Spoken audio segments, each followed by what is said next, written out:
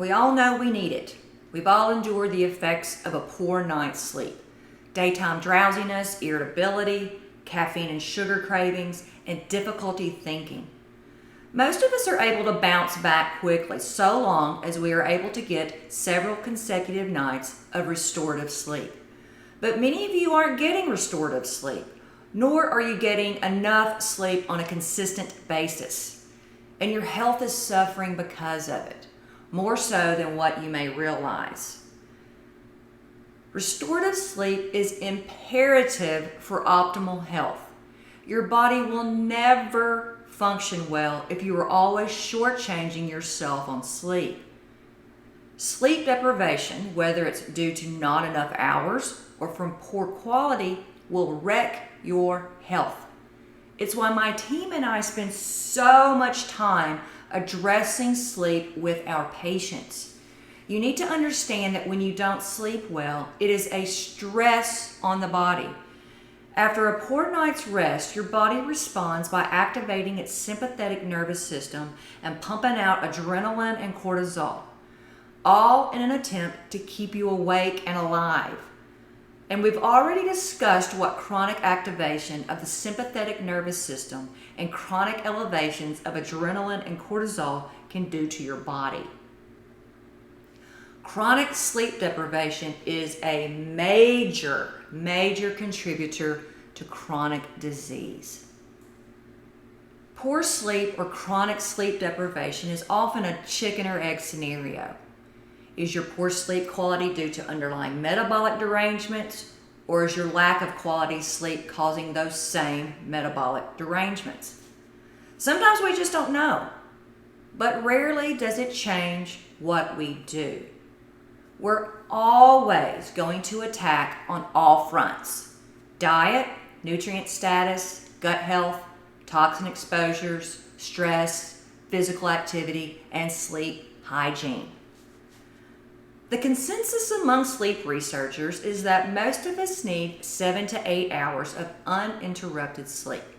Yes, there are those who seem to require less, but they are the exception. And there are others who feel best with 9 hours. Your sleep needs can vary depending on physical activity levels, pregnancy, ongoing illnesses, and growth stages. But 8 hours seems to be that sweet spot for optimal sleep duration. But just because you're getting 8 hours of sleep doesn't necessarily mean you are getting restorative sleep. The quality of those 8 hours matters greatly. Getting into the deep stages of sleep, or REM sleep, is when your body does its magic. REM sleep is when your body is able to take out the trash and repair the day's cellular damage. Deep sleep is when your body restores itself, and it needs to be done regularly. Otherwise, trash builds up and repairs don't happen. And the longer this continues, the more difficult it becomes to get yourself back on track. I've been there. Insomnia is no joke. I wouldn't wish it on my worst enemy. That wired but tired feeling before bed or those early morning wakings are signs of sympathetic overdrive and excessive cortisol production.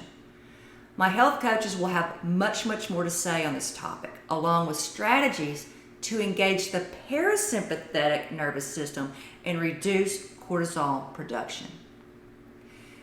Proper sleep hygiene is imperative, and it can go a long way in helping you get a good night's rest, which will ultimately help you overcome chronic health issues and live a healthier and happier life. So, let's go over some of my top tips for improving sleep hygiene. First, keep your bedroom dark and cool. Even the tiniest amount of light can still be picked up by your retinas, even when your eyes are closed. Turn off the TV. Avoid use of night lights. Cover up any lights emitted from electronic devices. And maybe invest in light-blocking curtains for your windows. Get off the electronics at least 2 hours before bed. Computer screens, smartphones, and tablets emit mainly blue light, which is very, very energizing to your brain. Also, using social media and other apps are well known to increase dopamine levels. This is how they keep you addicted to their use. Dopamine. Not only is dopamine involved in addiction, it's also very energizing to the brain. So put down your blue light emitting handheld dopamine fix well before bedtime. You'll thank me for this, I promise. Also, try not to expose your eyes to blue light emitting energy efficient bulbs like LEDs, especially after the sun has set. It takes just 14 minutes of exposure to an LED to decrease melatonin production by 50%. This is not a good scenario for a good night's rest. Avoid caffeine after 2 p.m. if your bedtime is around 10. I am a slow caffeine metabolizer, so I avoid any and all sources of caffeine beginning around 2 p.m. This includes tea, dark chocolate, and coffee. Put down the booze in the evenings. Yes, alcohol can help you fall asleep, but it also prevents you from entering REM sleep and is notorious for causing early morning wakings. It's also not great for your gut health. Expose your eyes to the morning sun as soon as you rise, and also get outside every day. Exposure to natural sunlight has been shown to help regulate circadian rhythms and improve sleep quality. Get some activity every day. Physical activity can improve your sleep. Move your body. The words of a Loretta Lynn song come to mind. We slept because we was tired. I hear you, Loretta. Just be cautious about engaging in too much strenuous activity in the evenings because it can backfire. Strenuous activity is stressful on the body, so it can cause significant elevations in adrenaline and cortisol. I am also a slow metabolizer of adrenaline, so I try to avoid strenuous workouts in the evenings.